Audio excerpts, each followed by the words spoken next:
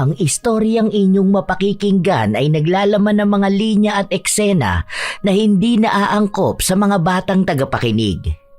Ang patnubay ng mga nakatatanda ay kailangan. Ang ibig sabihin, sa 3 taon yung relasyon, 4 na buwan doon niloloko mo siya habang niloloko mo rin ako. Bakit?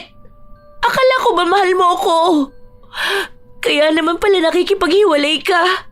At kahit anong pagmamakaawa ko sa'yo, ayaw mo akong pakinggan. Hindi totoo na gusto mo mag-focus sa sarili mo. Dahil ang totoo, ikakasal ka na. Ano namang pakialam mo ha? Hiniwalayan na kita kaya wag ka namang gugulo sa relasyon namin. Hindi kita mahal. Hindi kita minahal. Oo, inaamin ko na ginamit lang kita. Pero nagpagamit ka rin naman, di ba? Hindi kita magugustuhan dahil anong klaseng babae ka ba ha? Isa ka lang namang hostess na iniligtas ko para maging tindera. Ganyan talaga mga probinsyana no? Umaasa na may Prince Charming silang makikilala pagdating nila ng Maynila. Nakita mo naman siguro yung totoong mahal ko. Nakita mo kung anong klase ng babae ang tipo ko. Ang layo mo sa kanya, di ba? Mula sa pamilyang pinanggalingan niya hanggang sa propesyon na meron siya. Hindi mo kayang pantayan yun. Kaya tigilan mo ang pagiging ilusyonada mo. May mga lalaki na hindi mo aakalain na manloloko dahil lahat ng kilos nila ay tila pabor at nakatuon lamang sa iisang babae. Ganoon si Sandro. Dahil sa matatamis at mabubulaklak niyang mga salita, hindi nahahalata ng kanyang nobya na may iba siyang babae. Dahil sa pagiging mayabang niya sa kasalanang ito, pagbabayaran niya rin ang ganti ng itim na kapangyarihang mahirap takasan at hindi kayang utuin ng mga mapanlinlang niyang salita. Happy Mansari, baby! Ano, natuwa ka ba sa surprise ko? Wow, thank you baby. Happy Mansari. Grabe, ang tagal na rin natin, no? 2 years and 7 months. At sana, marami pang Mansari at anniversary. Uy, grabe ang effort mo naman dito. Ang daming rose petal sa kama. Tapos may balloons pa. Ay wow, may pictures pa natin. Ikaw lang gumawa nitong lahat? Aba, syempre, no? Kung alam mo lang kung ilang oras lang ang tulog ko kagabi para lang matapos ko yan. Grabe ka naman mag-effort sa akin, baby. Thank you sa lahat ha. Lalong-lalo na sa pagmamahal mo sa akin at sa suporta na bigay mo. Mahal na mahal na mahal na mahal na mahal kita. Hayaan mo, sa susunod wedding anniversary na natin ang isa-celebrate natin. Tapos birthday na magiging anak natin. Di ba ang saya ng future kapag ikaw ang kasama ko? Parang ano naman to? Para ka si Rajan. Umayos ka nga. Magtatatlong taon na tayo, pero kuhang-kuha mo talaga ang kiliti ko, no? Nakakainis ka talaga. Tara na pala, kumain na tayo. Ako rin na nagluto nito ha. Siyempre, ang prinsesa ko dapat pinagsisilbihan lang. Ang ganda-ganda talaga ng baby ko.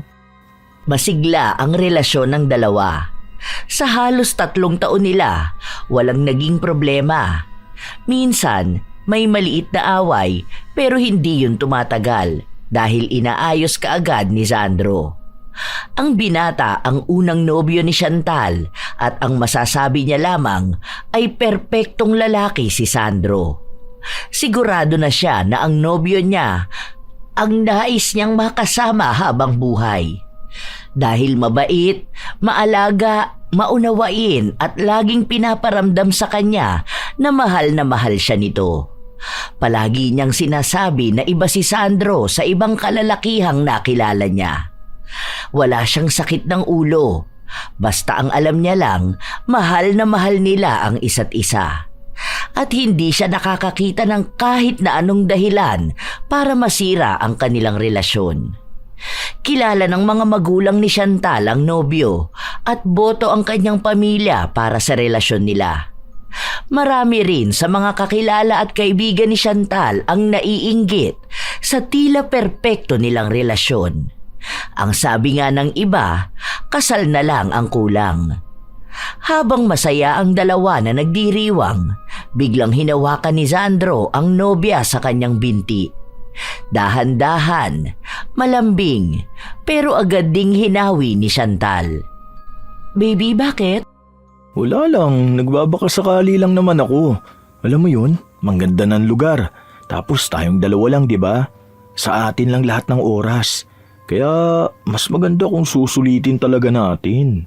Alam mo naman na hindi pa ako handa, di ba? Akala ko ba ayos lang sa'yo na sa kasal pa natin gagawin yun? Oo nga, hindi naman kita pinipilit eh. Sorry, hindi ko sinasadya. Alam mo na, lalaki ako kaya hindi ko napigilan. Okay lang. Sige na, kumain na tayo. Bigo ang binata na makuha ang loob ng nobya para bumigay na ito sa kanya. Malakas pa rin na pinanghahawakan ni Chantal na hindi niya isusuko ang sarili kay Sandro hanggat hindi pa sila ikinakasal. Palagi naman sinasabi sa kanya ng binata na nirerespeto niya ang desisyon na ito at handa siyang maghintay na dumating ang araw na yon. Dahil sinisigurado rin ni Sandro na siya ang pakakasalan ni Chantal. Nang gabi rin na yon, umuwi sa kanilang bahay ang dalaga at hinatid siya ng kanyang nobyo. Thank you ulit, baby ha. Ingat ka sa biyahe. I love you. Sige baby, pasabi na lang kina tita ah. Hindi na ako makakababa rito dahil baka maabutan pa ako ng traffic. Love you, kita tayo bukas. Humalik sa pisngi si Chantal bago tuluyang bumaba ng sasakyan.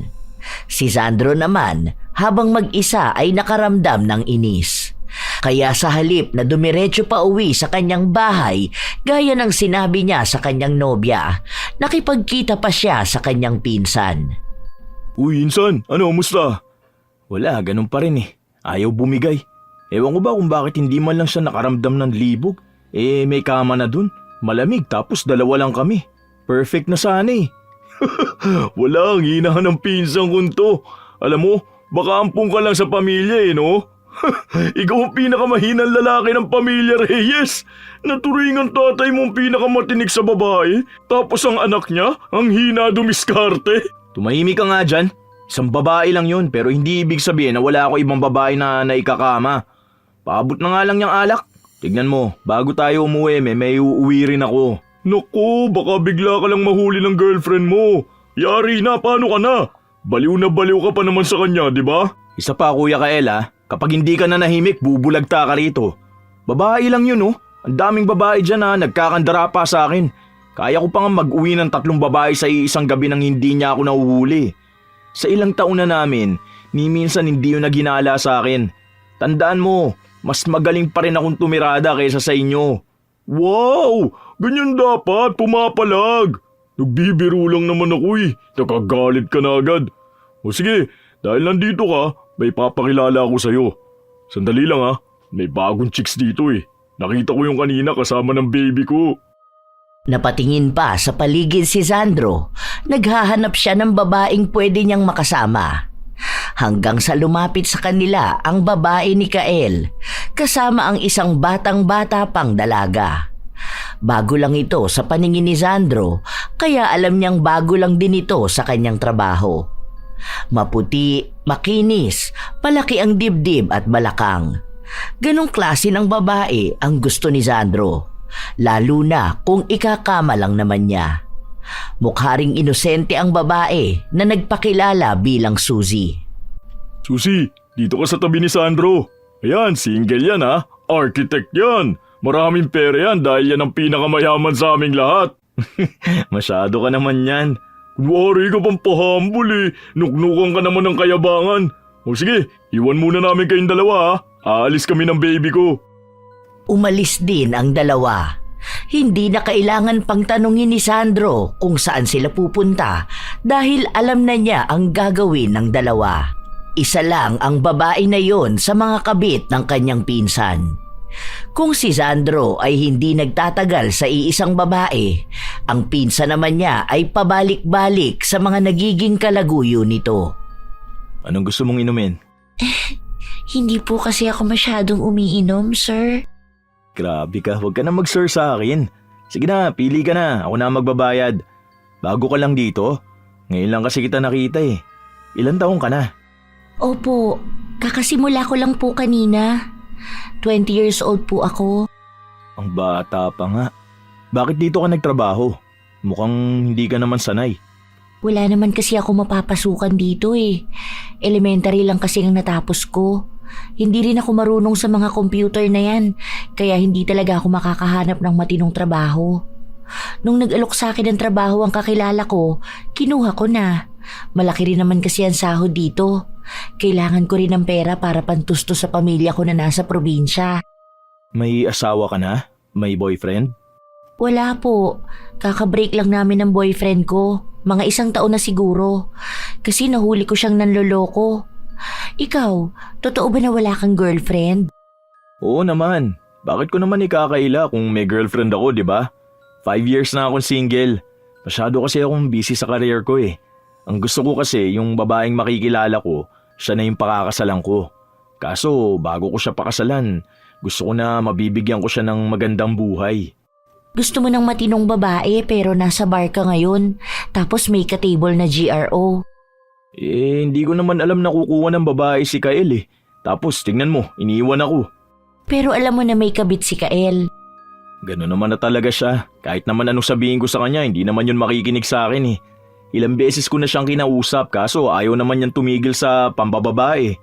Basta ako, kapag nagkaroon na ako ng girlfriend, hindi ko gagawin yung ginagawa ni Kael. Alam mo, bakit ko lulukuhin ng babaeng pinaghirapan ko mapasagot, di ba? Saka kapag mahal ko ang isang babae, talagang mahal ko. May ganyang klaseng lalaki pala.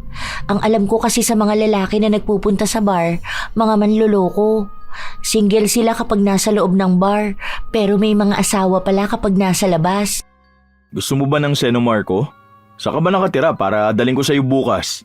Mukha pala akong manluloko sa paningin mo eh. Bad shot agad? Kasi imposible na single ka. Ang gwapo mo kaya, tapos ang ganda pa ng karir mo. Parang mga babae pa ang magkakandara pa sa'yo eh. Ganun pala ang tingin mo sa akin. Pero ako, sa totoo lang, hindi ko suportado yung mga manluloko na ganyan. Ewan ko kasi sa ngayon ang iniisip ko na lang yung babae na pakakasalan ko. Kasi okay na ako sa career ko eh. May sarili na akong bahay tapos may ipon din ako. Ibig sabihin, ang gagawin ko na lang ngayon humanap ng seryosong babae na makakasama ko habang buhay. Totoo naman ang sinabi mo na maraming nagkakandara pa sa akin. Pero hindi ko sila gusto. Hindi ko nakikita ang future kasama sila. Daming babaeng pumapalibot sa akin pero walang nakakuha ng atensyon ko. Pero ngayon, nakuha mo na. Ang daming mabubulaklak na salita na sinabi si Sandro sa dalagang kausap niya. Base sa nakikita niyang reaksyon ni Suzy, madali itong mapapasunod ng mga salita. Dahil naging punteriya siya ni Sandro, palagi na silang nagkikita at lumalabas, lalo kapag hating gabi. Dahil sinasabi ni Sandro na ganoong oras lang siya pwede dahil sa kanyang trabaho. Para mas makuha palalo ang loob ng dalaga, ipinasok ni Sandro sa matinong trabaho si Suzy. Sa isang tindahan ng pinsan niyang kumakampi rin sa kanyang panloloko. Alam niya na kapag naroon si Suzy, madali lang mapagtatakpan na may kasintahan talaga siya. Isang gabi, bago sila magkita ni Suzy, pinuntahan muna ni Sandro ang kanyang pinsan. Anong cellphone ba? Kahit ano na, yung pwede kong paglagyan ng isa kong account para hindi makita ni Suzy yung original kong account at mga picture namin ni Chantal. Tungina, lupit mo talaga no. Kapag nang bababae ka, hindi nila nalalaman na kabit sila. Tapos yung totoo mong girlfriend, hindi man lang nalalaman na may iba kang babae. Anak ka nga talaga ng tatay mo. Dami mo sinasabi. Ano na, ibigay mo na yung isang phone. Magkikita pa kami ni Suzy. Lalabas kami ngayon, tulog na ang baby ko eh. Gamay na ni Sandro ang ganitong gawain. Ilang beses na niyang nagawa. Dahil hindi naman kasing talino ni Chantal si Suzy, alam ng binata na madali niya lang itong mapapasunod sa lahat ng gusto niya. Hindi katulad ni Chantal na ang dami niyang kailangang baguhin sa kanyang sarili para lang mapanatili niya ito sa kanya. Lumabas sina Suzy at Sandro. Nagpunta sila sa sinasabi ng dalaga na pasyalang gusto niya. Wow! Ang ganda naman dito! Grabe! Alam mo ba, dati nakikita ko lang to sa panaginip ko. Salamat talaga sa'yo, Sandro. Alam mo, ang dami mong naitulong sa akin. Una, inalis mo ko doon sa trabaho na ayaw ko. Tapos ngayon, sinasamahan mo ko sa ganitong lugar. Ganyan talaga kapag gusto ko ang babae. Talagang ibibigay ko ang deserve niya. Hindi lang sa ganitong lugar kita kayang dalhin. Dahil kaya kitang dalhin kahit sa ibang bansa. Kakain tayo sa masarap na kainan. Mangangarap tayo ng para sa future natin.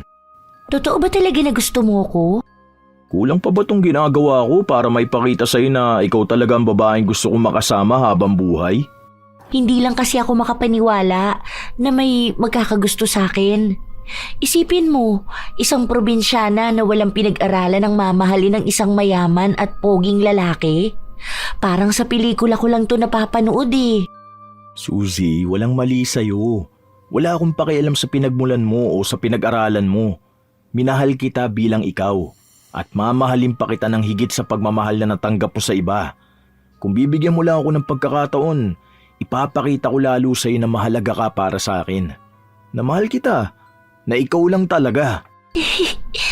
Nakakainis ka naman. Para pa rin talaga akong nananaginip. Sa totoo lang, gusto na rin kita. Talaga ba? Ang ibig bang sabihin nito, sinasagot mo na ako? Oo. At sana huwag kang magbabago dahil pangarap ko rin na magkaroon ng isang masayang pamilya kasama ka. Nagpakita ng tuwa ang binata dahil sa sinabi sa kanya ni Suzy. Naging opisyal ang kanilang relasyon. Alam yon ng mga kaibigan at pinsan ni Sandro at alam nila na pangalawa lang si Suzy. At kung ano ba ang habol ni Sandro, pero lahat sila ay naging tahimik. Tuwing umaga, kapag walang pasok si Sandro, ang kasama niya ay ang tunay niyang nobya. Baby, ayos ka dyan. Picturean kita. Yun, ganda talaga ng baby ko na yan. Hawakan mo yung bouquet na bigay ko sa'yo para mas lalo kang maging pinakamaganda sa lahat. Sus, ayun ka na naman. Binubola mo na naman ako. Hindi tignan mo, sobrang ganda mo. Kaya ang daming tumitingin sa'yo eh. Pero sorry sila, dahil akin ka lang. Post ko na to sa account ko tapos story ko pa. Sobra ka naman sa pagbalandra ng mukha ko. Bakit? Proud kasi ko eh. Sino ba namang hindi magiging proud, di ba? Kung pwede nga lang ipa-billboard pa kita eh. Ikaw talaga, wala kang ibang ginawa kundi puro kalokohan. Oo nga pala, birthday ni Dad sa Sunday. May family dinner, kaya pupunta tayo ha. Siyempre naman, hindi pwedeng mawala ako. Susunduin ba kita? Saan ka ba magstay? Sa kondo ko, 1 month ako doon dahil mas malapit sa office. Ang dami ko kasing inaasikaso ngayon eh. Kawawa naman talaga ang baby ko. Ay, oo nga pala. Di ba kilala mo si Claire? Yung boyfriend niya ata nakatrabaho mo noon. Ano bang pangalan nun? Yung kamukha ng pinsan mo. Si Justine? Oh, bakit? Ano meron sa kanila? Wala na akong balita sa mukong na yun ah. Hindi pa ba sila ikakasal? Hindi na matutuloy ang kasal nila dahil nagloko yung lalaki. Nahuli niya mismo sa kondo nila may kasex. Talagang grabe daw ang panginginig niya. Tumawag pa nga siya sa akin noon eh. Kaya pinapunta ko sa kondo ko at dun siya nagiiyak. Imagine, 1 week na lang bago ang kasal nila nahuli niya pa. Nakikipagbalikan nga sa kanya, panayan sorry dahil siya naman daw talaga ang mahal. Isang pagkakamali lang daw yun. Tapos, ang sabi ko sa kanya, nahuli na nga niyang nagloko sa kanya bago sila ikasal. Tapos gusto niya pang ituloy ang kasal nila. Kung niloko na siya, lolokohin siya ulit. Paraan na nga kako ni God na malaman niya ang panloloko ni lalaki bago ang kasal eh. Para hindi siya matali. Oh, grabe naman pala yung lalaki na yun. Iba na talaga ang panahon ngayon, no? Sinayang niya yung 10 years relationship nila para lang sa ibang babae. Hindi pa siya makontento eh, pwede naman na silang mag-honeymoon after ng kasal. Buti na lang hindi nakipagbalikan si Claire. Ipakita niya talaga na di-deserve ng mga cheater ang second chance. Ewan ko ba kung bakit kailangan pa nilang maghanap na ibang babae, di ba? I mean, hindi ba sila nakukonsensya na lukuhin yung babaeng sinasabi nilang mahal na mahal nila? Yun na nga. Kaya pati kami inis na inis dun sa lalaki. Kasi pati kami tinatawagan. Tinatawagan ka rin? I-block mo yun ah. Baka kapag nakita ko yung sapakin ko siya. Baka pati ikaw guguluhin. Nakablock na siya. Gusto niya kasi na makumbinsi namin si Claire na makipagbalikan sa kanya eh. Aba sabi ko, no way! Hindi na binabalikan ng mga manloloko kasi hindi nagbabago ang mga yon, no? Ang sabi pa nga ni Claire, ilang beses na pala niya yun nahuli. Pero pinapatawad niya lang kasi nga mahal niya. Ay nako basta, ako kapag nalaman kong may babae ka, nako hindi kita patatawarin. Pwede pala kitang patawarin, pero hindi na kita babalikan. Teka, nadamay na naman ako. Matino akong lalaki, no? Kung nang babae ako, sana nahuli mo na ako. Sana hindi kita pinopost sa account ko. Kung makikita nila tong account ko, parang account mo na kasi puro mukha mo eh. Joke lang. Alam ko naman na hindi mo ako lolokohin eh. Nakikita ko rin naman na malaki ang respeto mo sa akin. Kasi kahit na ilang taon na tayo, talagang willing kang maghintay na maikasal muna tayo bago ang first kiss natin. Aba syempre, sobrang gago ko na ako ipagpapalit pa kita sa ibang babae. Saksakin na lang ako kung mawawala ka din naman sa akin. Ang daming pangako at mabubulaklak na salita ang sinasabi ni Sandro sa kanyang nobya.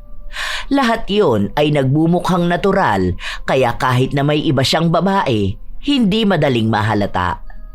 Nang matapos silang lumabas, nasa loob lang sila ng sasakyan habang hawak ni Chantal ang cellphone ng nobyo. Malaya itong nagtitingin ng kung ano-ano.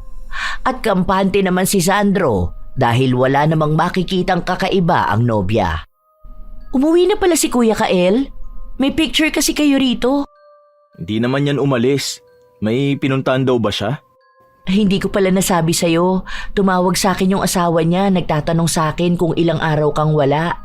Kasi si Kuya Kael hindi pa raw umuuwi. Ano ata yun? Nung nag-travel kayo kasama iba niyong pinsan. Palawan?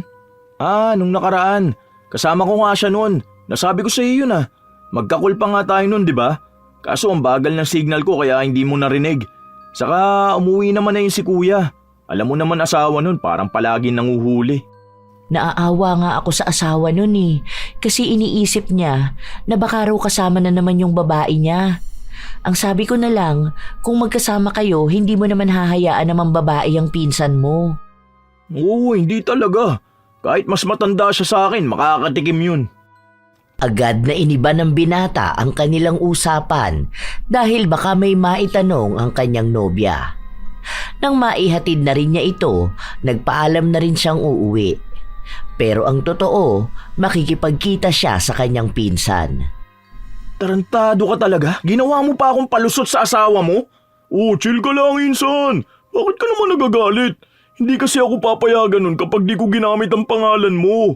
Pati kay Chantal nagtanong na. Ikaw pinapahamak mo ako eh. Kaya mo naman palusutan yun, ano ka ba? Tingnan mo nga na palusutan mo ngayon. May iba akong iniisip. May problema ako kay Kyla. Nabuntis ko siya. Hindi ko alam kung anong gagawin ko. Pinalaglag na raw niya ang bata kaso masyadong makapit. Gago ka. Akala ko ba may protection kayo? Minsan hindi kami gumagamit. Ang sabi niya kasi nagpipil siya eh. Hindi ko naman alam na minsan pala nakakalimutan niya. Wala na kami magawa eh, may nabuo na. Tinatanggal na nga yung bata kaso makapit. Hintayin mo na lang siya mga anak tapos ipaampun nyo. Ganito ang gawin nyo. Dapat sa malayong lugar siya mga anak. Huwag kayo sa ospital. Humanap kayo ng kumadrona na paanakin siya sa bahay. Tapos saka nyo dalhin sa ampunan. Tapos bumalik kayo rito. Depende na lang yan kung gusto nyo magsama na talaga kayo. Hindi pwede, ayoko. May asawa at mga anak ako. Mahal ko ang asawa ko, no? Sadyang nadala lang ako ng tukso dahil alam mo na, lalaki tayo eh. Di naman natin matatakasan yan, tukso na yan. Nagkaroon lang talaga ng sabit pero tama ka nga sa sinabi mo. Salamat sa idea. Tumulong pa si Sandro sa magiging plano nila para itago ang pagbubuntis ng kalaguyo ni Kael. Para makaalis sila papunta sa probinsya, kailangan ding magpaalam ni Sandro sa asawa ng kanyang pinsan. Kinausap niya ito at sinabi na isasama niya si Kael para sa isa nilang proyekto sa kumpanya. Nadaan naman ng binata sa pakiusapan ang asawa ni Kael. Ang susunod namang kakausapin ng binata ay ang kanyang nobya. Siguro mga 2 weeks lang kami dun. Wala akong pasok next week. Gusto mo bang sumunod ako doon? Ang layo nun, baby. Mapapagod ka lang sa biyahe. Isa pa, hindi mo ma-enjoy ang pahinga mo. Mas maganda kung dito ka na lang muna or lumabas kayo ng friends mo. Di ba ang sabi mo sa akin, namimiss mo na sila? Alam ko na. Magpapabook ako ng resort sa Pampanga para mag-staycation kayo doon, ha? Mag-transfer din ako ng pera sa account mo para may panggastos kayo. Kasi kung susunod ka sa akin, puro trabaho lang ako doon. Hindi rin tayo makakagala, di ba? Hayaan mo, pagbalik ko, pupunta tayo sa Vietnam. Sure ka ba? Ingat ka doon ha. Huwag ka mambababae. Ano ko baliw? Para magkaroon pa ng ibang babae? Call na lang tayo palagi, ha? I love you. Kampante si Sandro na walang magiging aberya kung isasama niya rin si Suzy. 2 linggo yon. Kaya ipinagpaalam na rin niya ang dalaga sa trabaho nito. Nang makarating sila ng Misamis Oriental, may bahay na agad silang natuluyan. Planado na ang lahat dahil isang pagkakamali lang, malalaman ng asawa ni Kael ang nangyaring pagbubuntis ng kalaguyo nito. At dahil kasama si Sandro, madadamay din siya bilang kinukonsinti niya ang kanyang pinsan. Bakit parang ang layo naman ang pinuntahan natin? May kamag-anak ba kayo rito? Wala, hindi pa kasi kami nakakagala rito eh. Buti, hindi hahanapin ng asawa niya si Kael. Ikaw, dapat hindi mo kinukonsinti ang pinsan mo na samahan ng kabit niya. Nag-overthink na tuloy ako. Paano kung kinukonsinti ka rin pala niya para mambabae ka? Hindi ko yung kinukonsinti siyang sumama sa atin.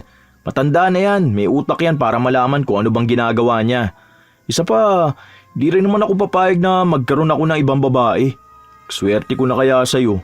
Tingin mo ba magpaplano ako ng magandang future kasama ka kung bala ko rin naman palang lukuhin ka? Hindi mo naman kasi maaalis sa akin na magduda.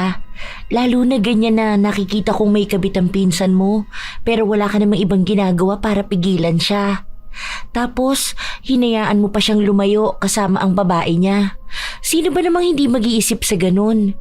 Sila kasal na, tapos nakatira pa sa iisang bahay na gagawa pa ring lokohin ng lalaki.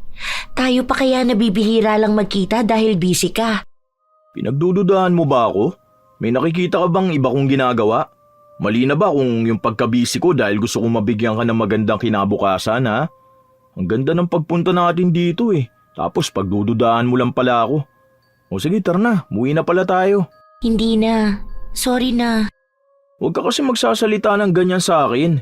Hindi naman ako yung ex mo eh. Kung manluloko siya, batarantado siya. Magkaiba kaming dalawa ha. Kasi ako seryoso ko. Hindi ko kailanman naisip na lukuhin ng babaeng mahal ko. Hindi ko gagawin ang ginawa ng tatay ko. Oo na. Naiintindihan ko naman.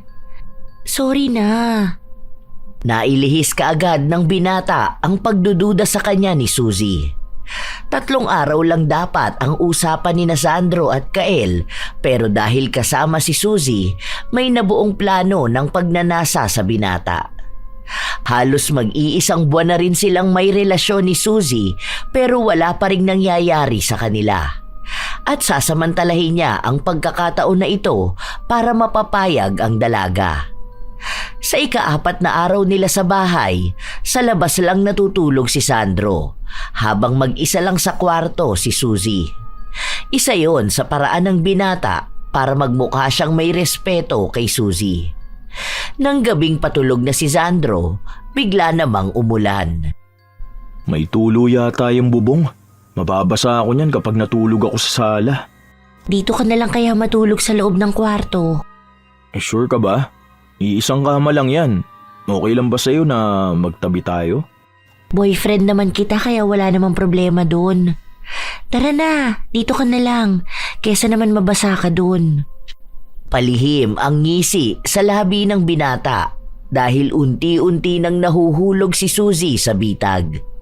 Noong una, hindi pa masyadong nagpapakita ng motibo si Sandro hanggang sa yumakap siya sa dalaga. Marahan ang mga haplos at halik niya rito para magsilbing paanyaya rin sa gusto niyang gawin. At nang mapansin niyang bumigay na si Suzy, doon niya isinagawa ang kanyang plano. Teka lang, Oh, bakit? Ayaw mo pa ba? natatakot lang ako. Paano ko ibigay ko sa iyo ang sarili ko tapos iwan mo ko?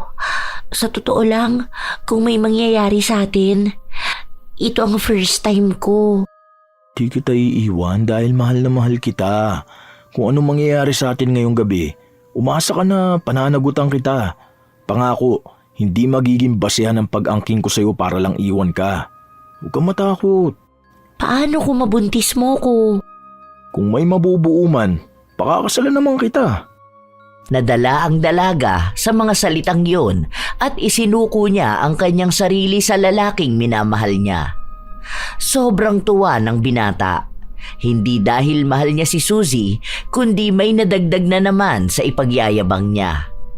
Nakakuha na naman siya ng panibagong babae na siya ang nakauna. Ilang beses nang may nangyari sa kanila sa 2 linggo nilang pananatili sa probinsya. Habang may ibang babae na kasama sa kama ang binata, ang tunay naman niyang nobya ay hindi niya pinapabayaan. Pinaparamdam niya kay Chantal na kahit nasaan siyang lugar, siya lang ang nag-iisang babae na mahal nito. Kada 3 araw, pinapadalhan niya ito ng bulaklak, katulad sa palagi niyang ginagawa. Nang bumalik sila ng Maynila, naiwan ang babae ni Kael. Dahil doon muna siya hanggang sa makapanganak siya. Pero ipinangako naman sa kanya ni Kael na susustentuhan siya habang nasa malayo siya at sa oras na manganak ang kalaguyo, pwede na ulit silang magsama sa Maynila. Isang hapon, magkasama na naman ang magpinsan at ang iba nilang mga barkada. Nagpapayabangan sila ng mga naging babae nila at mga naikama nila. Oh, paano ba yan? Isa lang yung akin pero talo na naman kayo. Virgin yun. Tung ina nito yabang no? Porkit puro virgin ang nadadali. Aba, syempre anong gusto nyo? Makisawsaw ako sa babaeng marami nang sumausaw? Ayoko ng ganun no? Gusto ko yung pure. Gusto ko ako palagi ang una. Kayo kasi ang hihina nyo eh. Kung sino-sinong babae na lang. Wala na kayong pakialam kung pang ilan na ba kayo. Umiral na naman ang kayabangan mo no? Yung girlfriend mo ang isa kahit kiss sa lips di mo magawa 2 years na kayo nun. Iba naman yun. Mahal ko yun eh. Siyempre kapag sa kanya willing talaga ako maghintay. Yun ang gusto kong maging asawa eh. So si Suzy wala lang talaga sa'yo? Ano naman mahihita ako sa babaeng yun? Kaya ako lang naman ginusto yun dahil ang laki ng dibdib at balakang. Hindi ko mahal yun oh. Kailangan ko lang siya para mailabas ang init ng katawan ko. Pero pagdating sa pagmamahal, siyempre nag-iisa lang ang baby ko. Bang klase ka talaga no? Kala ko pa naman gusto mo na rin si Suzy. Kung makapangako ka sa kanya tapos kung tulungan mo siya, kala mo talagang mahal na mahal mo no? May kailangan ako sa kanya. Para makuha ang loob niya, kailangan magmukha akong katiwa-tiwala. Ngayon na nakuha ko na, ano pa bang kailangan ko? Malamang wala na. So wala na rin ako may bibigay sa kanya. Makikipag-iwalay ka na? Depende pa yan. Kapag nagsawa na ako sa kanya o kapag may nakita na akong bago. Pwede rin kasi bala ko nang pakasalan si Chantal eh. Bumili na nga ako ng singsing. Kulang na lang yung proposal talaga. Hindi naman mahilig sa mga surprise si Chantal. Ang gusto nun kapag magpo-propose na ako sa kanya yung kaming dalawa lang. Gagawin ko yung next mansary namin. Ganito pala magmahal ang mga manloloko no? Ganyan-ganyan din ako dati bago kami magpakasal ng asawa ko eh. Tapos ngayon yung babae ko nagtatago dahil nabuntis. Ingat ka, baka makabuntis ka rin. Hoy, maingat ako. Hindi ako katulad nyo. Ilang araw pa ang lumipas, hindi na masyadong nagkikita sina Suzy at Sandro. Dahil ang buong atensyon ng binata ay nasa tunay niyang nobya. Palagi niya itong hinahatid sundo sa trabaho. At kapag wala silang pasok na dalawa, naggagala sila sa iba't ibang lugar. Hanggang sa nagpunta sila sa Vietnam, katulad sa pangako ni Sandro. Ang ganda talaga dito, no? Pang-ilang balik na ba natin dito? 3? Una yung hindi pa tayo, tapos nung first anniversary natin. Naalala ko nung di pa kita girlfriend, ang sungit mo pa sa akin nun eh. Parang kapag nakikita mo ko, parang kumukulo agad ang dugo mo. Tapos malalaman ko na crush mo pala ako.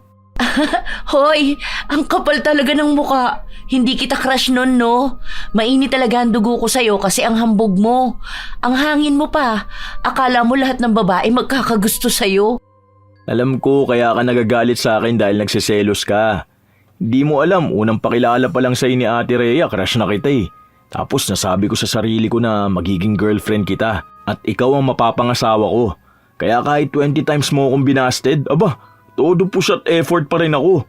Tignan mo ngayon, kahit na umiinit pa rin ang ulo mo sa akin, at least, girlfriend na kita. Ang kulit mo rin kasi eh.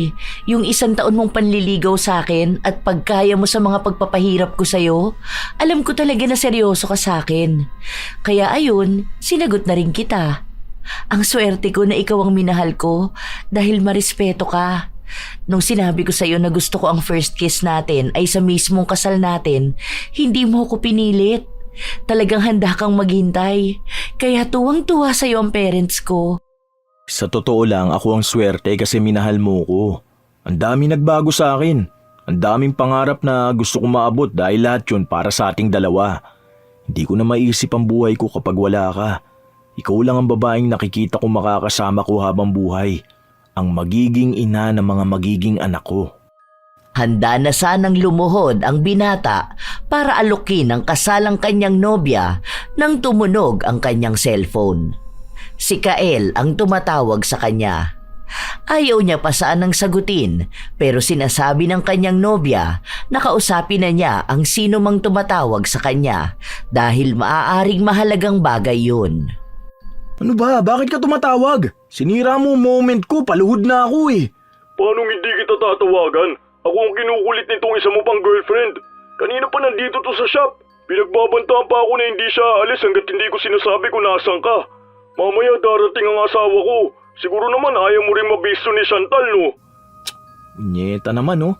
Palayasin mo yan. Kung pwede, pakaladkad mo yan palabas ng shop. Tarantado ka ba? Eh di mas lalo ako napahamak. Mamaya magsalita pa to, dalawa tayo madamay dito. Ikaw ang kumausap sa kanya. Sandali, pupuntahan ko siya. Ibibigay ko tong phone sa kanya. Di ka raw kasi matawagan eh. Wag mo ibibigay tong call. Baka tawagan niya ako gamit tong number ko. Sige, sabihin mo na lang after ng meeting ko, tatawag ako sa kanya. Puisit na Suzy yun. Papahamak pa kami. Sinisira niya ang magandang bakasyon ko kasama si Chantal. Nakakainis talaga. Baka sa mukha ng binata na naiinis siya. Kaya lumapit sa kanya si Chantal matapos na makitang ibinabana niya ang tawag. May problema ba? Naiinis lang ako sa mga katrabaho ko. Nasa bakasyon nga ako ngayon eh, tapos gusto nila ng meeting. Mukhang mahalaga yan dahil hindi ka naman magiging ganyang ka-stressed kung hindi. Tara na, balik na tayo sa hotel. Okay lang yan, pwede naman tayo lumabas mamayang gabi eh. Nasa bakasyon tayo, baby. Huwag kang magpapaka-stress, ha? Hindi pa rin maalis ang inis kay Sandro. Tama na sana ang pagkakataon para ayain ng kasal ang kanyang nobya pero kailangan muna niyang maisalba ang sikreto nila ng kanyang pinsan. Dahil magkahiwalay ng kwarto ang dalawa, madali lang para kay Sandro na matawagan si Suzy. Kinuha ang isa niyang cellphone na nasa loob ng isa niyang sapatos. Babe, nasan ka ba? Samahan mo ko. Kailangan kita ngayon. Ano na naman ba yun? May inaasikaso akong trabaho, nasa ibang bansa ako. Inatake sa puso si tatay. Wala na si tatay, babe. Sobrang lungkot ko ngayon. Tapos hindi pa ako makauwi sa amin. Dahil kung uuwi ako, yung pera na ipapamasahe ko, ipapadala ko na lang sa bahay. Problema naman pala yan ng pamilya nyo. Bakit kailangan mo pa akong tawagan, ha? Alam mo ba na muntikan pa ako magkaproblema rito dahil sa'yo? Tapos manggugulo ka pa sa shop ni Kuya Kael. Sorry na. Hindi ko naman alam kung nasaan ka. Ilang araw na kasi tayong hindi nag-uusap. Yung mga chat ko sa'yo, hindi mo naman nakikita. Hindi ka na rin nagpupunta sa tindahan. Miss na rin kita. Tapos ngayon, kailangan ko ng karamay. Kaya mo na yung sarili mo. Kapag may ginagawa ako sa trabaho ko, ayoko sa lahat yung iniistorbo ko. Tapos ang gagawin mo lang magdadrama. Ano naman Anong magagawa ko kapag dinamayan kita magluksa ha? Mabubuhay ba ang tatay mo? Hindi naman, di ba? Istorbo ka eh. Sorry na. Huwag ka na magalit sa akin, please. Sorry na. Ay, bahala ka dyan. Agad na pinatay ni Sandro ang tawag. Pinatay niya rin ang cellphone at muli itong itinago sa loob ng kanyang sapatos bago ibinalik sa bagahe para kung papasok man sa kanyang kwarto ang nobya, wala itong makikitang isa pang cellphone. Sunod namang tinawagan ni Sandro ang pinsan. Kaka-bad trip talaga. Ang daming drama ng babaeng yun. Mukhang inuutakan pa ako eh. Gusto pa yata magbigay ako ng pera sa kanya para may maging pamasahe siya. Ano siya, sinuswerte? Di ako maglalabas ng pera para lang sa kanya, no? Umiiyak nga siya sa akin kanina. Hindi ko naman makomfort at baka ako naman ang malagot sa misis ko. Binigyan ko na lang siya ng 500. Ayaw pa nga umalis eh. Buti na lang nasabi ko na tatawagan mo na siya. Umiiyak nga sa akin? Nasa bakasyon ako kasama si Chantal. Anong gusto niya? Sa kanya ko itutuon ng atensyon ko? Nasira na nga niya ang bala kong proposal eh. Tuloy, napabalik kami sa hotel. Ano nang balak mo kay Suzy? Pagbalik ko ng Pilipinas, makikipag-iwalay na ako sa kanya. Ayoko na. Nagsasawa na ako sa dami niyang drama sa buhay. Bahala na siya. Pasalamat na lang siya, tinulungan ko siya makaalis sa bar at magkaroon ng matinong trabaho. Kung hindi ko yung ginawa, malamang naging pokpok na rin siya. Ang daming masasakit na salitang ipinaratang ni Sandro kay Suzy na para bang hindi niya ito pinangakuan na siya lang ang babaeng mamahalin nito. Sa lahat ng araw ng pananatili nila sa ibang bansa, hindi kinausap ni Sandro si Suzy. At sa huling araw nila sa Vietnam, doon muling humugot ng lakas si Sandro para ayain ng kasal ang kanyang nobya. Habang kumakain sila, inilapag ng binata sa harapan ang maliit na kahon. Ano to, baby? Buksan mo. Bumungad sa dalaga ang isang mamahaling singsing. Kasunod nun ay ang pagluhod ni Sandro. Alam mo bang matagal ko na itong balak gawin? Ang daming kaba sa dibdib ko dahil baka hindi ka pa maging handa. Pero gusto ko nang dalhin sa next chapter ang relationship natin. Unang beses pa lang kita nakita, alam ko na agad na ikaw ang babaeng gusto kong pakasalan. Will you marry me, baby? Samahan mo ko. Planuhin natin ang future hanggang mag-retire tayo na magkasama. Para kang tanga. Ano nga? Oo naman. Yes. Papayag na ako magpakasal sa'yo at sasamahan kitang planuhin ang retirement natin. Walang paglagyan ang tuwa na nararamdaman ng binata dahil sa wakas ay pumayag na ang kanyang nobya na magpakasal sa kanya. Nakaplano na ang lahat. May nakalaan ng pera si Sandro para sa kasal nila at maging ang mga lupain at ari-arian na naipon niya na siyang paglilipatan nila kapag bubuo na sila ng kanilang sariling pamilya. Ibinalita agad nila ang nangyari matapos nilang makabalik sa Pilipinas. Masaya ang mga magulang ng dalaga para sa kanilang dalawa, maging ang mga kaibigan ni Chantal.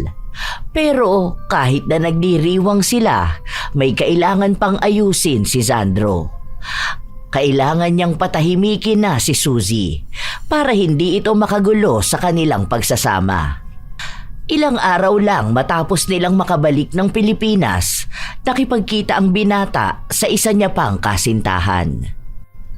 Babe, I miss you. Alam mo ba na palagi kitang hinahanap-hanap? Masyadong mainit, huwag mo nga ako yakapin. Ano ba nangyayari sa'yo? Bakit ganyan ka makitungo sa akin? May nagawa ba akong mali? May problema ba tayo? Ha? Pumunta lang ako rito para makipag-iwalay sa'yo. Ha? Bakit? Ano ba nangyari? Ilang araw lang tayong hindi nagkita, di ba? Kung may problema ka, sabihin mo sa akin. Baka matulungan kita. Ano namang maitutulong mo sa akin? Sarili mo nga, hindi mo matulungan. Ayoko na. Akala ko ba, ang sabi mo sa akin, ako ang babaeng gusto mong pakasalan. Akala ko babubuo tayo ng pamilya natin. Ano nangyari? Baka pagod ka lang sa trabaho mo. Huwag naman ganito, babe. Mahal na mahal kita. Alam mo naman na ikaw na lang ang meron ako, di ba? Ibinigay ko sa'yo pati ang sarili ko. Huwag naman ganito, babe. Wala naman tayo naging pag-aaway. Wala naman dahilan para maghiwalay tayo. Basta ayoko na. Hindi na kita mahal. Bigla na lang ako nagising na hindi na ikaw ang gusto ko. Kaya mo, may mahanap ka pa ring iba. Yung lalaking deserve mo. Sa ngayon, gusto ko muna mag-focus sa sarili ko. Sa career ko. Busy ka ba? Feeling mo ba nagiging hadlang ako? Pwede naman ako mag-adjust eh. Mahal na mahal kita. Please naman, maawa ka naman sa akin. Huwag mo naman akong iwan. Iintindihin kita kung hindi ka makakapag-update sa akin. Basta huwag mo lang akong iiwan. Ikaw ang lalaking gusto ko. Wala nang masihigit pa sa'yo. Kailangan muna natin maghiwalay. Focus ka na lang din muna sa sarili mo. Kilalanin mo muna kung sino ka ba talaga. Tapos kapag naging maayos na ang mga sarili natin, baka doon pwede na. Sa ngayon, ayoko na muna makipagrelasyon. Tama na muna to. Dito na lang tayo matatapos. Walang maramdaman na sakit si Sandro dahil sanay naman siyang makipaghiwalay sa ibang babae matapos niya itong magamit. Kaya kahit na lumuhod sa harapan niya si Suzy at magmakaawa na huwag siyang iwan, baliwala lang ito sa kanya. Matapos niyang makipag-usap kay Suzy, nagpunta naman siya sa kanyang pinsan para ibalita ang nangyari. Talagang hiniwalayan mo na ah. Ibig mo sabihin yan, magbabago ka na talaga kapag ikinasal ka na? Magbabago? Bakit kailangan ko pa magbago? Matapang talaga kapag hindi pa nahuhuli kahit na isang beses, no? Kung hindi ka naman pala magbabago, bakit nakipaghiwalay ka pa kay Suzy? Ayoko na sa kanya eh. Ang boring na niya. Ang dali niya nang makuha. Tapos wala pa siyang ibang ginawa kundi magdrama. Alam mo yung typical na probinsyana? Ayoko nang ganun. Tama na yung may naibigay ako sa kanya. Huwag na natin pag-usapan yan. Hayaan mo na siya sa buhay niya. Kapag nagpunta yun dito tapos hahanapin ako, huwag mo sasabihin kung saan ako nakatira ha. Baka mamaya magpunta yun sa kondo. Bahala siya. May mahanap pa naman siyang ibang lalaki. Sadyang walang pagpapahalaga si Sandro kay Suzy. Itinago muli ni Sandro ang isa niyang cellphone para hindi na siya matawagan pa ni Suzy. Habang lumilipas ang mga araw, nagiging abala ang magkasintahan na asikasuhin ang kanilang nalalapit na kasal.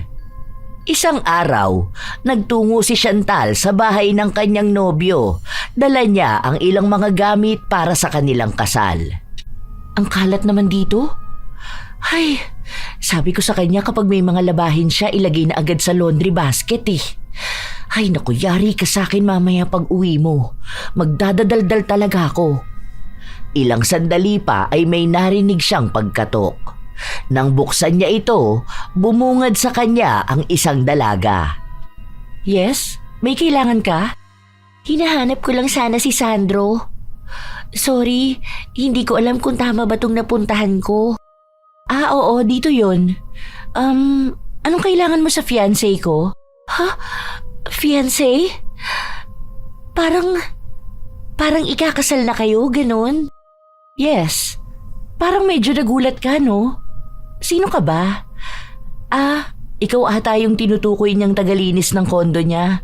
Ngayon ka pala pupunta. Napaaga yata ako. Ang kalat sa loob sobra. Tara, pasok ka. Ang bata mo pa pala. Ang akala ko naman nasa 40s na yung tagalinis niya rito. Pasensya ka na ha. Ganyan ba kakalat ang palagi mong nililinis? Palagi kasing busy yun. Tapos palagi pang nagmamadali. Ang ibig sabihin, ikakasal na pala si Sandro? Matagal na ba kayo? Ah, magti 3 years na rin kami. Alam mo, sobrang consistent nun. Kahit na busy siya sa trabaho, hindi niya nakakalimutan mag-update sa akin. Palagi pa siyang tumatawag. Tapos palaging nagbibigay ng gifts, flowers, tapos kung saan-saan kami nagpupunta. Ay, feeling close naman ako masyado.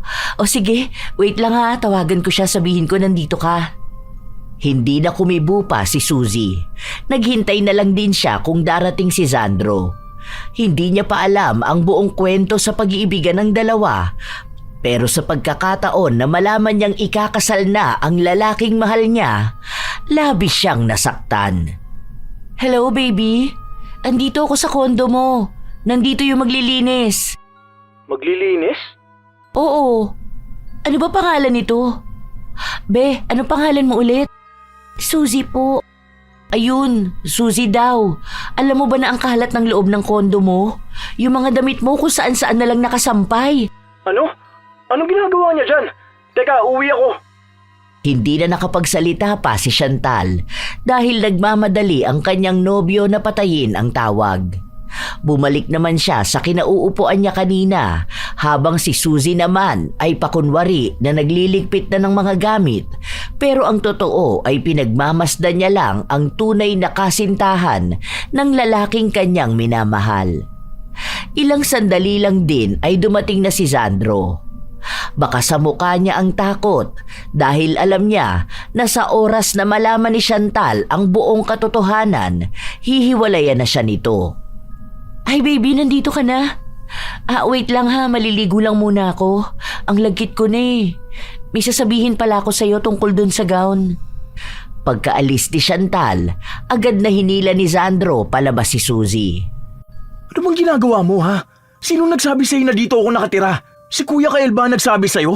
Ang ibig sabihin, sa 3 taon yung relasyon, 4 na buwan doon niloloko mo siya habang niloloko mo rin ako. Bakit? Akala ko ba mahal mo ako? Kaya naman pala nakikipaghiwalay ka. At kahit anong pagmamakaawa ko sa'yo, ayaw mo akong pakinggan. Hindi totoo na gusto mo mag-focus sa sarili mo. Dahil ang totoo, ikakasal ka na! Ano namang pakialam mo, ha? Hiniwalayan na kita kaya wag ka namang gugulo sa relasyon namin. Hindi kita mahal. Hindi kita minahal. Oo, inaamin ko na ginamit lang kita. Pero nagpagamit ka rin naman, di ba? Hindi kita magugustuhan dahil anong klaseng babae ka ba, ha? Isa ka lang namang hostess na iniligtas ko para maging tindera. Ganyan talaga mga probinsyana no? Umaasa na may Prince Charming silang makikilala pagdating nila ng Maynila. Nakita mo naman siguro yung totoong mahal ko. Nakita mo kung anong klase ng babae ang tipo ko. Ang layo mo sa kanya, di ba? Mula sa pamilyang pinanggalingan niya hanggang sa propesyon na meron siya. Hindi mo kayang pantayan yun.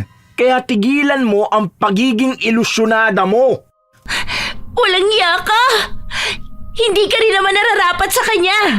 Hindi siya para sa manloloko at manggagamit na lalaki na nagtatago bilang perpektong kasintahan.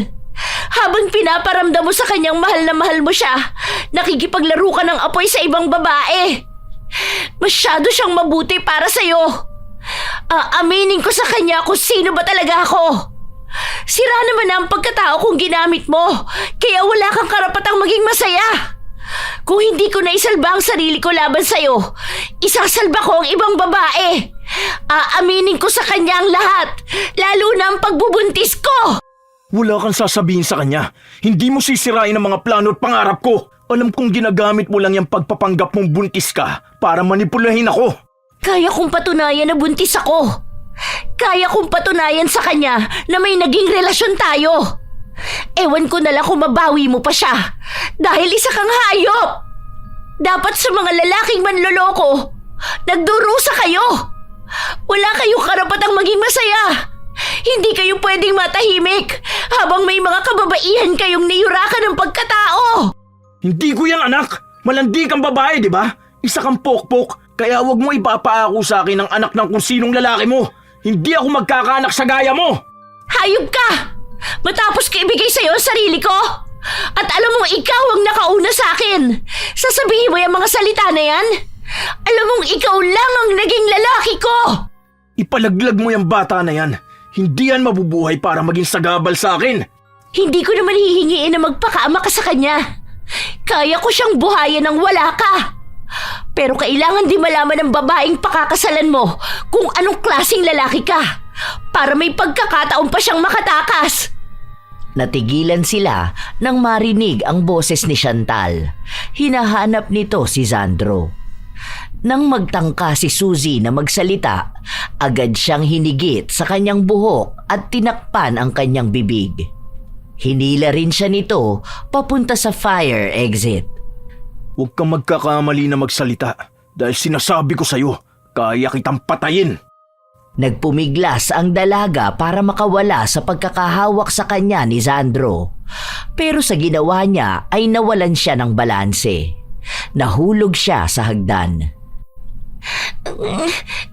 Tulong! Tulungan mo ko! Ang baby ko! Tulong! Babaliwalain lang sana ni Sandro ang dalaga pero may dalawang babae na paakyat. Sinabi na lang ni Sandro na nakita niyang nalaglag ang babae. Tutulungan niya sana ito pero hindi na niya naabot. Nang makita nila ang dugo ang dalaga, agad nila itong tinulungan. Dahil hindi pwedeng basta na lang umalis ang binata, pinakiusapan niya ang kanyang pinsan na sumunod sa ospital para malaman kung ano ang kalagayan ni Suzy. Ilang araw pa ang lumipas, nagkakaroon na ng pagdududa si Chantal. Dahil pakiramdam niya ay may kakaiba sa babaeng nakilala niya. Nag-iiba kasi ang tono ng pananalita ni Sandro kapag tinatanong niya ito. Sure ka ba, baby, na okay lang si Suzy? Bumalik na ba ulit siya para maglinis sa kondo? Hindi na, iba na ang kinuha kong maglinis. Naiinis ka ba sa akin? Nagtatanong lang naman ako sa'yo Paano kasing hindi ako maiinis? Alam mo na nga ang dami ko iniisip tapos tanong ka pa rin ng tanong tungkol sa babaeng yun. Hayaan mo na siya kung ano mang ginagawa niya sa buhay niya. Oo na, sige na. Masyado ka naman diyang stressed. Bababa na ako ha. Sabihan mo na lang ako bukas kung anong oras mo ako susunduin. I love you. Dahil sa dami ng iniisip ng binata, nakipagkita ulit siya sa kanyang pinsan na nasa isang bar. Nagsisimula na itong mag-inom kasama ang ilan nilang mga kaibigan. Oh, shot mo na yan. Hayaan mo, normal lang yan. Ganyan talaga ang problema ng mga pogi. Huwag mo na isipin si Suzy. Ang mahalaga, hindi natuloy yung pinagbubuntis niya. Mabuti nga siya, nahulog lang sa hagdan, nalaglag na yung bata sa tiyan niya eh. Safe ka na dun basta walang bata. Kaya kaya mo na yung malampasan. Basic problem lang yan ng mga cheater. Bad trip kasi yung babaeng yun eh. Naiinis lang ako kasi kilala na siya ni Chantal. Paano kung bigla silang magkasalubong, di ba? Halatang baliw na ang probinsyanang yun eh. Ay, ito pa pala. Mukhang nabaliw na nga talaga si Suzy. Alam mo ba, di ba friend niya yung baby ko? Minsan daw, tinawagan siya ni Suzy. Tapos nagsasalita ng kung ano-ano. Sabay may tinatawag siyang anak niyo raw. Tapos ito pa, tinanggal na raw yun sa tindahan dahil hindi na makausap ng matino. Sana nga mabaliw na siya para hindi na rin siya paniwalaan ni Chantal kung sakali man na magsusumbong siya. Panira siya ng relasyon. Buwisit na babae yun. Pipigilan niya pa ang kasal namin. Abot mo nga yung alak. Hinay-hinay ka lang. Baka mamaya malasing ka ng tuluyan dyan. Ang bilis mo pa naman tamaan ng alak. Kalma mo lang. Para namang hindi ka sanay na may babaeng nagkakandara pa sa'yo. Yung mga babae na yun, hindi nila alam kung saan ako nakatira. Hindi nila nakilala si Chantal. Itong baliw na probinsyanang pokpok, alam niya kung saan ako matatagpuan. Tarantado ka kasi. Sinuplong mo ko. Ay, tinakot niya ako eh. Sa kumali ko ba na makikita niya rin si Chantal? Di naman kamo yung masyado nagpupunta sa kondo mo. Hayaan mo na, nalampasan mo naman eh. Tingnan mo, malapit na kayo ikasal. Next month na. Siguro naman hindi naman gugulo si Suzy. Hindi na nga namin alam kung nasa na yun ngayon eh. Baka baliw na palaboy-laboy na lang yung sa kalsada. Yun na nga ang problema ko. Malapit na kami ikasal.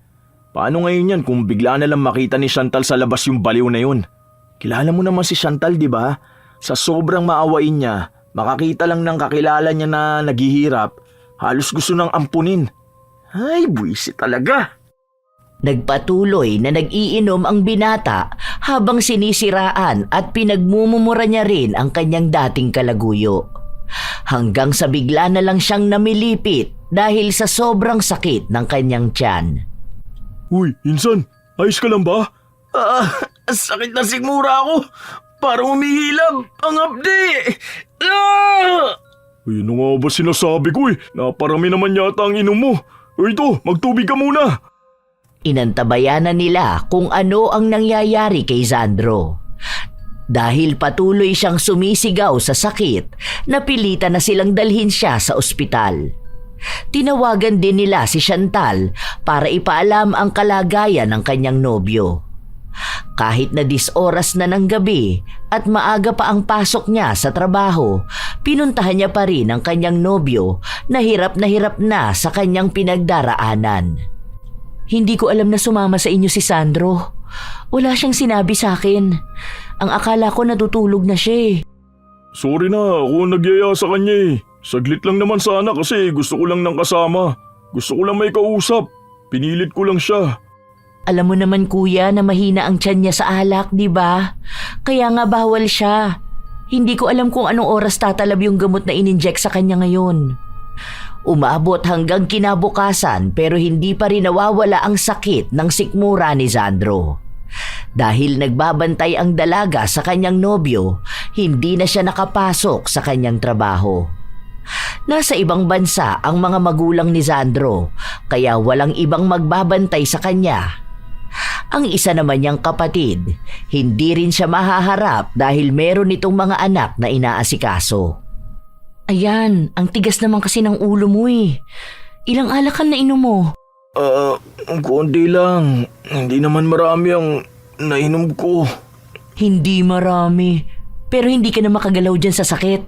Hindi tumatalab yung gamot na tinurok sa'yo. Ayoko naman na magpalit ng gamot mo dahil baka bigla ka namang mamatay. Huwag ka nang magalit, baby. Uwi na lang tayo. Hindi ka pwedeng umuwi dahil hindi pa humuhupay ang sakit ng sikmura mo. Sandali lang tatawagan ko si Daddy para mailipat ka ng ospital. Lalabas ako ha, walang signal dito sa loob eh. Ang sakit talaga. Ayoko na.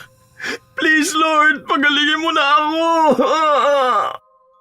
Habang mag-isa ang binata sa loob at nakahawak sa kanyang sikmura na palala ng palala ang paghilab, may pumasok na isang babae. Si Suzy yun. Pero hindi na ganon ang kanyang itsura. Malaki ang ibinagsak ng kanyang katawan. Nawala na rin ang kanyang ganda at mukha siyang baliw na pagala-gala lang sa kung saan. Anong ginagawa? Anong ginagawa mo rito? Umalis ka na! Masakit ba?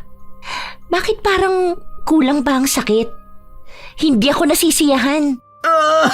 Tulong! Hindi ko na to kaya! Hihingi ka ng tulong sa mga tao na hindi ka naman maghagamot?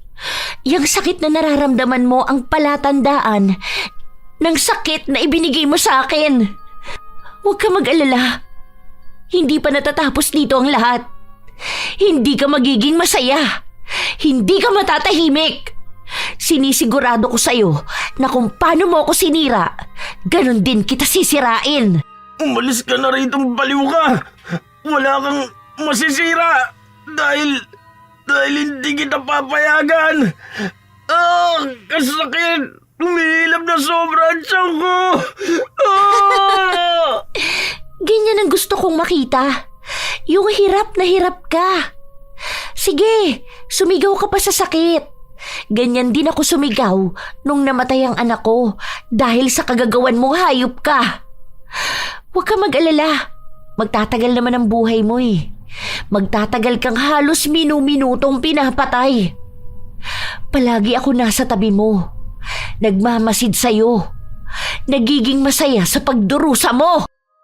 Tunay nga ang sinabi ni Suzy dahil kahit sa ang ospital mapunta ang binata ay palagi niya itong nakikita. Wala ni isa sa mga doktor ang nakapagpagaling kay Sandro. Inubos na nila lahat ng pera na meron sila pero walang makatukoy ng kanyang sakit. Dahil sa nangyayari sa binata, hindi natuloy ang kanilang kasal. Palaging nagbabantay si Chantal sa kanyang nobyo. Awang-awa siya sa tuwing sisigaw ito dahil sa sakit na nararamdaman. Dahil wala namang nagagawa ang mga doktor, inuwi na lang si Sandro sa kanyang bahay.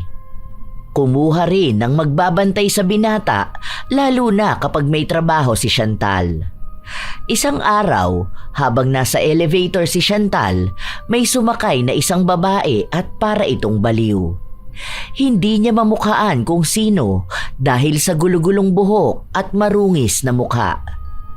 Lumabas ang babae sa kaparehas na palapag na pupuntahan niya. Hindi naman nagtaka si Chantal dahil may mga kapitbahay naman doon. Pero bago pumasok sa loob, bumulong ang babae at sinabi sa kanya na mag-iingat siya sa kanyang nobyo dahil may lihim itong itinatago sa kanya. Pagpasok niya sa loob, sinabi niya agad yon kay Sandro. Kinikilabutan talaga ako sa sinabi niya. Tumaas ang balahibo ko. Baliw yun, kaya huwag mo siyang pakikinggan. Alam mo ba, nakausap ko si tita. Tapos ang sabi niya sa akin, magpatingin daw tayo sa albularyo dahil baka may gumagawa ng masama sa'yo. Alam mo yun, parang kulam ata ang sabi ni tita. Bukas nga magpapasama ako kay Sharon. Pupuntahan namin yung sa napanood namin na albularyo. Alam ko na hindi ka naniniwala kasi kahit naman kami hindi rin naniniwala eh. Pero wala namang masama kung pupunta kami, di ba? Labas sa paniniwala ng kanilang pamilya ang kulam. Pero dahil misteryoso ang naging sakit ni Sandro at kahit na ang mga eksperto sa medisina ay hindi siya magamot, wala silang ibang pagpipilian kundi lumapit sa mga tinutukoy nilang mga peking doktor. Unang punta pa lang nila, sinabi na ng albularyo na malakas ang kulam na ginawa kay Sandro. Hindi raw basta-basta ang gumawa nun dahil para bang may nakaugnay sa kanilang dalawa at galit ang naging sanhi nito. Inutusan sila ng albularyo na dalhin nila si Sandro sa susunod na Huwebes. Sinunod naman nila yon para mas lalong makita kung ano ang pwedeng gawin para gumaling na ang binata. Kinausap siya, nagtanong ng mga tao na posibleng may galit sa kanya para gumawa ng ganong klase ng paghihiganti. Wala akong kilala. Wala naman akong nakakaaway. Ang sabi ng albularyo, malaki ang posibilidad na babae ito. Babae? May iba ka bang ginawa ng masama na babae? Wala. Wala akong ibang kilala. Muling isinagawa ng albularyo ang pag-oorasyon para makipag-ugnayan sa taong kumulam kay Sandro. Dahil sa ginawa niya, mas lalong lumakas ang hiyaw ng binata dahil sa hindi niya maipaliwanag na klase ng sakit. Yakap na lamang ang naging paraan ni Chantal para bigyan ng simpatya ang kanyang nobyo. Habang tumatagal ang tila pakikipag-usap ng albularyo sa mangkukulam, tumatagal din ang sakit na nararamdaman ni Sandro. Ilang sandali pa, tumigil ang albularyo at dumilat siya. May sakit pa ring nararamdaman ang binata. Agad ding nauubos ang kanyang lakas. Ano na pong nangyari? Tulungan niyo po ako. Hindi ko na po talaga kaya. Sobrang sakit. Malungkot ang balitang ibinahagi ng albularyo. Sinabi niya na hindi niya kayang labanan ng mangkukulam. Masyadong malakas ang galit na nararamdaman nito. At sinabi niya rin na nakausap niya ang babaeng gumawa nito kay Sandro. Ang babae na yon ay babaeng niloko niya kapalit ng pag-angkin ng katawan nito. At si Sandro din daw ang dahilan kung bakit namatay ang kanyang anak at kung bakit tuluyang nasira ang kanyang buhay. Kung nasa ang kadiliman mapunta ang babae, doon niya rin dadalhin ang binata. Hindi makapaniwala si Chantal sa kanyang mga narinig. Para pagtakpan ang ginawang pagkakamali ni Sandro, sinabihan niyang sinungaling at mapagpanggap ang albularyo. Hindi naman nagbitaw ng paninira laban sa kanya ang matanda. Sa halip ay si Chantal ang pinagsabihan nito. Kung aalamin niya lang daw ang buong katotohanan sa ginawang panloloko sa kanya ng nobyo, mauunawaan niya kung bakit galit na galit ang nangkulam sa binata. Umuwi sila nang hindi kumikibo si Chantal. Labis siyang nasasaktan kahit na hindi niya pa rin alam kung ano ba ang katotohanan. Baby, huwag ka maniniwala sa kanya. Pakiramdam ko, gusto lang talaga niyang hiwalayan mo ko. Siguro dahil akala niya magiging baldado na ako. Ano ba ang totoo, Sandro? Naguguluhan ako. Paano kita lulukuhin kung mahal na mahal kita? Alam mo naman na ginagawa kong lahat para ipakita sa'yo na... Ang sakit! Sobra! Namilipit na naman sa sakit ang binata. Dahil hindi niya ito kinaya, napasuka siya ng dugo. Nataranta naman si Chantal, kaya dinala ulit siya sa ospital. Kung ano-ano na lang ang itinurok sa binata, pero wala talagang nagpapatigil ng paghihilab ng kanyang tiyan. Dahil walang ibang tutulong kay Chantal na alagaan ng kanyang nobyo, tinawagan nito si Kael. Grabing ipinayat ni Sandro. Nakakaawa naman ang pinsan ko. Alam mo bang galing kami sa albularyo kanina lang? May sinasabi sa akin ng albularyo na babaeng galit na galit kay Sandro dahil siya raw ang sumira sa buhay ng babae na yun. May kilala ka ba? Ha? Uy, wala. Hindi ko alam yung mga ganyan. Kuya, aminin mo na lang. Wala rin naman na tayong magagawa, di ba? Andyan na si Sandro. Naghihirap na siya dahil sa galit ng babae. Ano? Kilala mo ba kung sinong gumawa sa kanya niyan at kung bakit galit na galit sa kanya ang babae? Kasi kung mababaw na dahilan lang naman, baka madaan ko pa sa pakiusapan ng babae. Noong una ay ayaw ni Kael magsalita hanggang sa inamin na niyang may naging babae si Sandro at si Suzy yun. Nanlalamig ang buong katawan ni Chantal habang naririnig niya ang kwento ng pinsan ni Sandro. Maging kung paano namatay ang bata sa sinapupunan nito. Nang malaman yon ng dalaga, wala siyang ibang ginawa kundi ang umiyak. Hindi niya kayang harapin ang nobyo dahil maging siya ay galit ang nararamdaman. Umuwi siya ng bahay mag-isa habang si Kael at ang nagbabantay kay Sandro ang naiwan sa ospital. Sobrang sakit ng kanyang nararamdaman.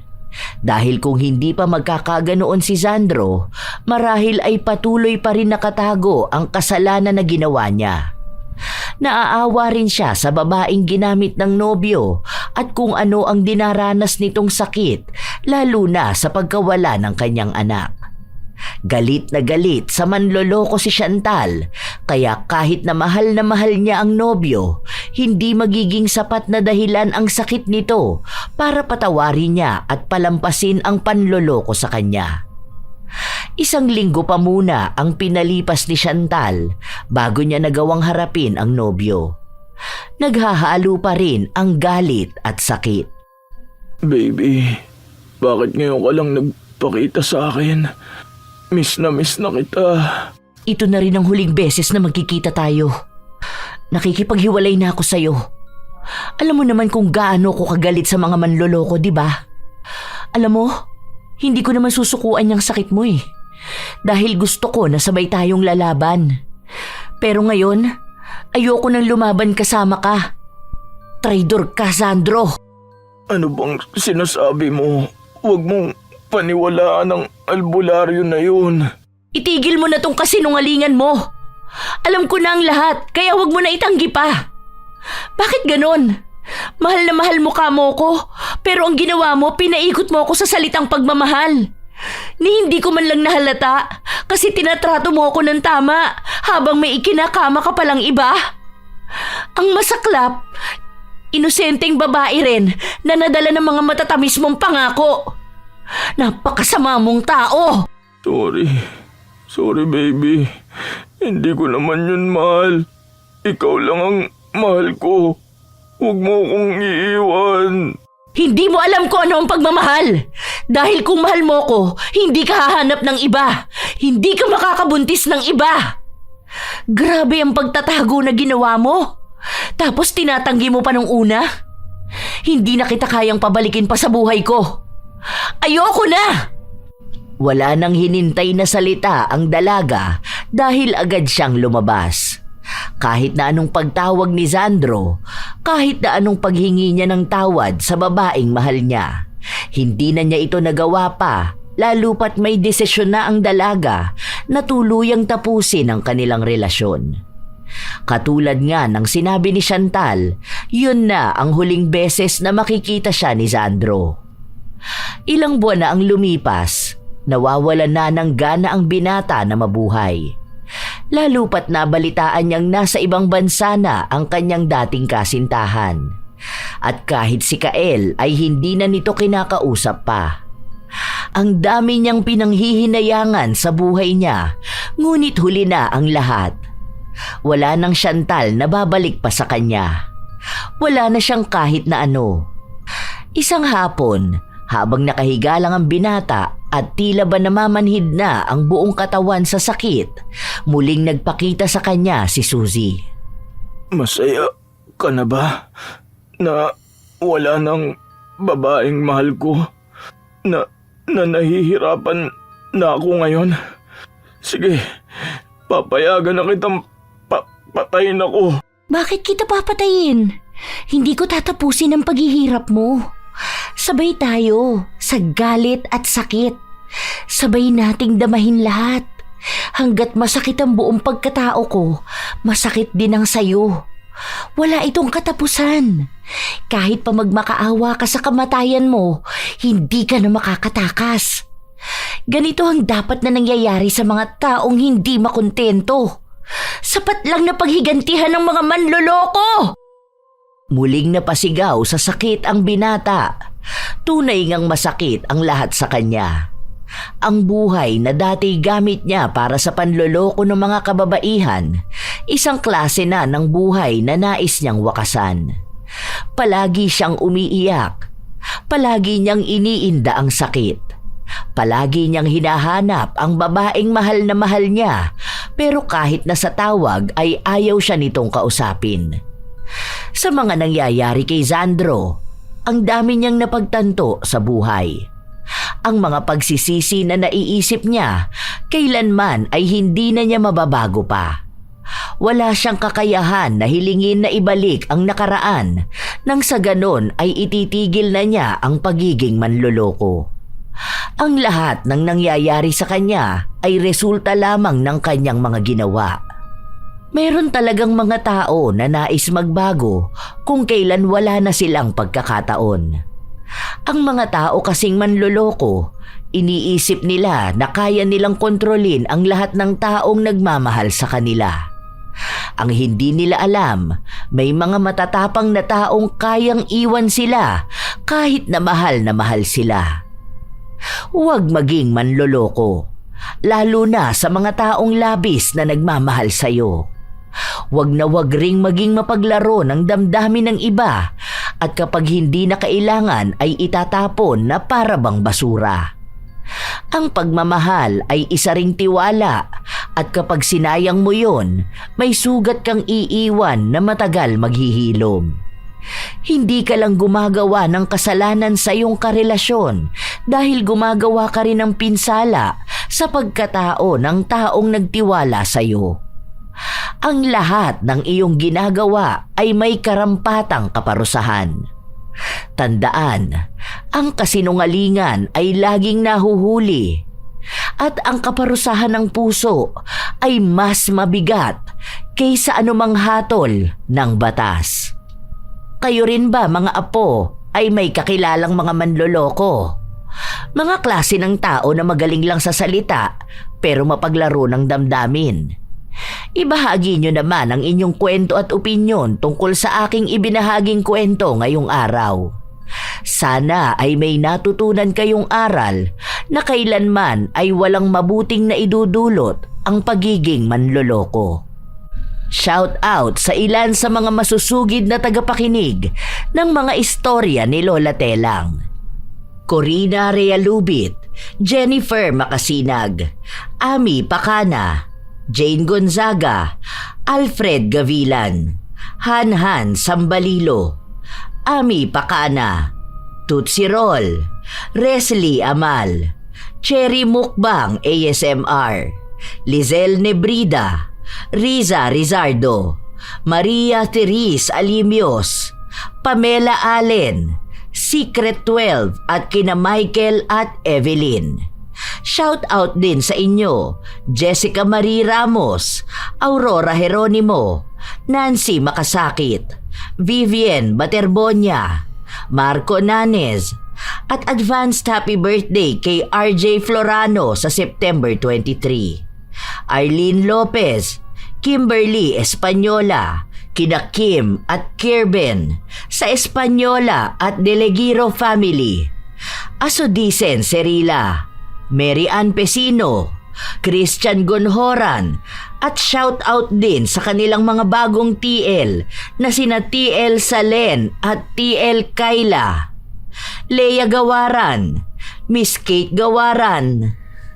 Leia Gawaran, kay Miss Kate Gawaran Reyes at sa mga anak niyang sina Audrey at JD ng Madrid, Spain. Lynn Caones, Daloso at Caones family ng Tacloban, Leyte.